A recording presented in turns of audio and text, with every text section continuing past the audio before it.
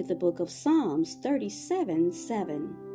Rest in the Lord and wait patiently for Him.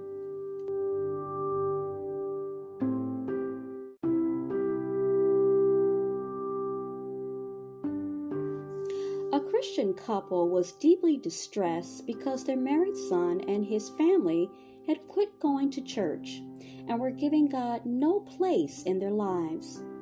As their friend, I advised them to continue showing love, to pray, and to avoid starting arguments. But at the family's annual Christmas gathering, the father gave his son a lecture in the presence of the other siblings. The son and his family left in anger and broke off all contact with his parents. It's hard to rely on prayer alone when you want something to happen right now. But that is what Nehemiah did. He was distraught by the news that the Israelites in Jerusalem were in grave danger. Nehemiah 1, verses 3 and 4. He was a man with great leadership ability and in a favorable position to receive help from the king he served. So he was eager to help his people, but he knew that he could be executed for coming into the presence of a Persian king without being invited. Therefore, though, he had asked God to give him the opportunity immediately, and he trusted God enough to wait. 4 months later, the king opened the door for him to make his request. We see that at Nehemiah 2, verses 1 through 8. It's not always easy to be patient, but God can be trusted. Wait patiently for Him. Tonight's affirmation is, delay is not denial. Pray on.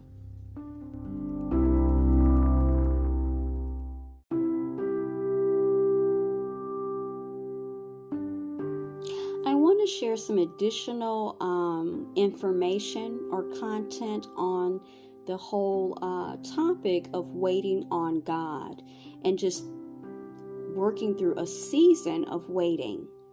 And this is from crosswalk.com by Kyle Norman.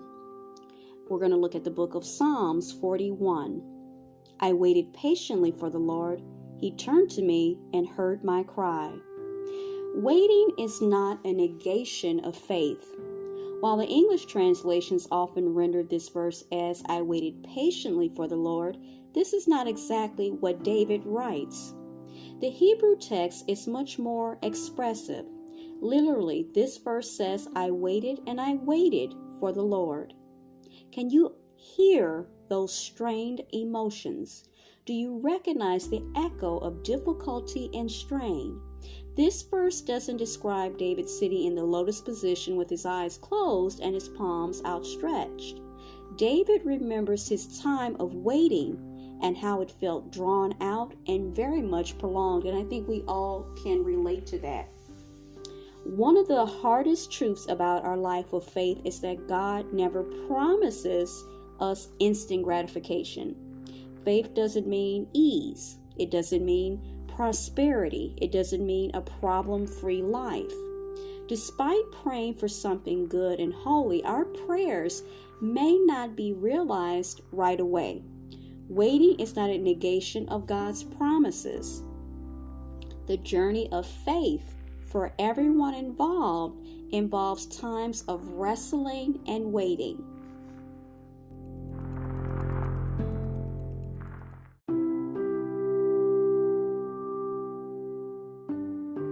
So this particular article starts to ask questions that I think the answer is resoundingly yes.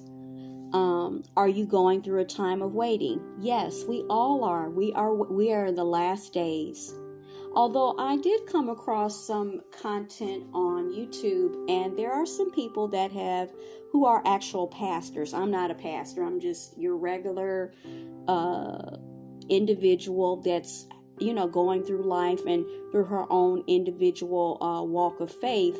But there are, from what I could tell, there are people that do not, interestingly enough, do not believe. I didn't know that was possible, but anything is impossible. I came across actual people that believe that we are not in the last days, even though it is in the Bible. Interesting, right?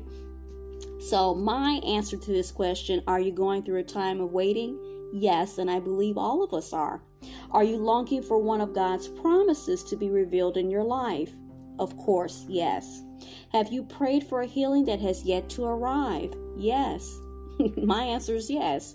The good news is that as hard as the waiting may be, this isn't the whole story. Waiting can be hard. It can be. It's not. I'd be lying if I said that it was. It's just a cakewalk. I do believe that when you learn to surrender to God, it becomes easier. Okay, it can become easier. Okay. It says that David says, he turned to me and heard my cry. All right. Ultimately, we have a Lord who hears us. Okay. God is never deaf to our cries nor blind to what we go through. Like a parent who reaches down to take the hand of an infant, God actively and lovingly reaches out to us. Times of waiting, therefore, are times when we are called to trust that God and Jesus is there, and that Jesus and God are working, even if we don't see it. That is so true. Our external circumstances don't detect or dictate God's love for us or God's presence. He's always moving. Always.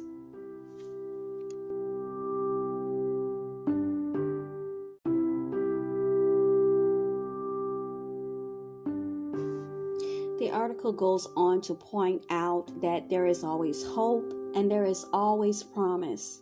This is because the full redemption of our lives isn't found in the satisfactions of wants and wishes, our own personal wants and wishes, but in the abiding presence of God and His Son, Jesus Christ. It goes on to even say that in a similar way, our story, each one of our stories of waiting, is part of our witness. Waiting opens us to ministry. Waiting provides the opportunity for us to experience the delights of God in sometimes miraculous ways. Our season of waiting, therefore, should not be looked down upon or condemned. Rather, it should be lifted up and celebrated. As we hold ourselves open to God's loving presence, we may just find ourselves experiencing the promises of God in a very profound way. This then becomes an inspiration and an encouragement to others. And then the ending question here is, how might Jesus be asking you to use your time of waiting for His purposes?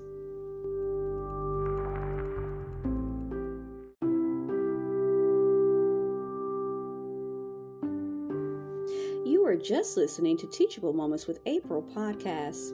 I hope you enjoyed today's episode. We invite you to stay connected with us on our social media platforms, TikTok, Instagram, and YouTube.